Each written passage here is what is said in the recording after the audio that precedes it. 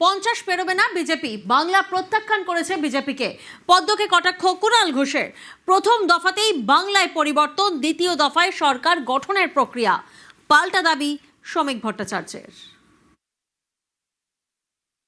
দলে দলে বেরিয়ে এসে মা বোনেরা স্বতঃস্ফূর্তভাবে তৃণমূল কংগ্রেসকে ভোট দিয়েছেন এই আশঙ্কা করে ওরা হামলা করিয়েছে। বিজেপির মুরদ নেই, দম নেই, লোক নেই, অর্ধেক জায়গায় এজেন্ট দিতে পারেনি, এই হিংস্র নোকদাঁত বার করেছে।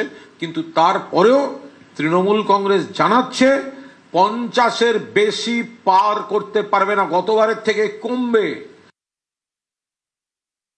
ভোট ফেরত সমীক্ষা তো আমাদের হরিয়ানায় হারিয়ে দিয়েছিল, দিল্লিতে হারিয়ে দিয়েছিল, বিহারেও কোথাও খুব একটা জেতায়নি। আজকে ভোট ফেরত সমীক্ষা নিয়ে সবাই ব্যস্ত থাকুন। নিশ্চিতভাবে এটা মনে রাখবেন, পশ্চিমবঙ্গে পরিবর্তন প্রথম ফেজে নির্বাচনই হয়ে গিয়েছিল, নতুন সরকার তৈরি প্রক্রিয়া শুরু হয়ে গিয়েছিল।